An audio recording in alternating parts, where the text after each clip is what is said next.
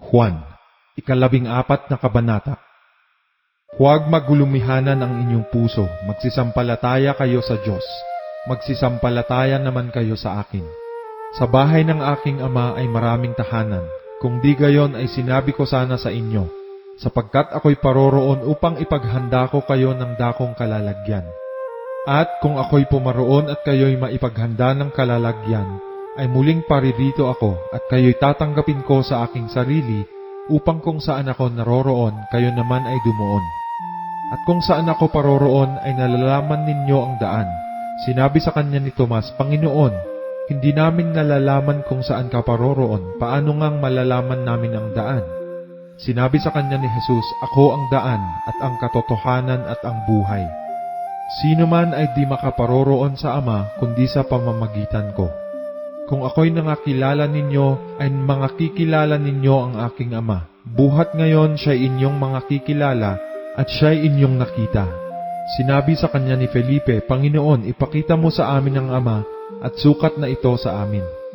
Sinabi sa kanya ni Jesus, Malaon ng panahong ako'y inyong kasama, at hindi mo ako nakikilala, Felipe? Ang nakakita sa akin ay nakakita sa Ama. Paanong sinasabi mo, ipakita mo sa amin ang Ama? Hindi ka baga nananampalataya na ako'y nasa Ama, at ang Ama ay nasa akin? Ang mga salitang aking sinasabi sa inyo'y hindi ko sinasalita sa aking sarili, kundi ang Ama na tumatahan sa akin ay gumagawa ng kanyang mga gawa. Magsisampalataya kayo sa akin na ako'y nasa Ama, at ang Ama ay nasa akin. O kung di kayo'y magsisampalataya kayo sa akin dahil sa mga gawa rin. Katotohanang sinasabi ko sa inyo, ang sa akin ay sumasampalataya ay gagawin din naman niya ang mga gawang aking ginagawa, at lalong dakilang mga gawa kaysa rito ang gagawin niya, sapagkat ako'y paroroon sa Ama. At ang anumang inyong hingin sa aking pangalan, ay yaon ang aking gagawin, upang ang Ama ay lumuwalhati sa Anak. Kung kayo'y magsisihingi ng anuman sa pangalan ko, ay yaon ang aking gagawin. Kung ako'y inyong iniibig at tutuparin ninyo ang aking mga utos, at ako'y dadalangin sa Ama at kayo'y bibigyan niya ng ibang mang-aaliw, upang siyang sumainyo magpakailanman. Sa makatuwid bagay ang Espiritu ng katotohanan na hindi matatanggap ng sanglibutan, sapagkat hindi nito siya nakikita, ni nakikilala man siya.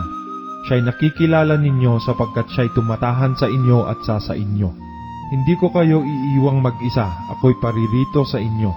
Kaunti pang panahon at hindi na ako makikita ng sanglibutan. Ngunit inyong makikita ako sapagkat ako'y nabubuhay, ay mga bubuhay rin naman kayo.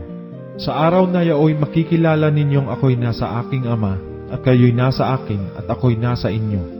Ang mayroon ng aking mga utos, at tinutupad ang mga yaon, ay siyang umiibig sa akin.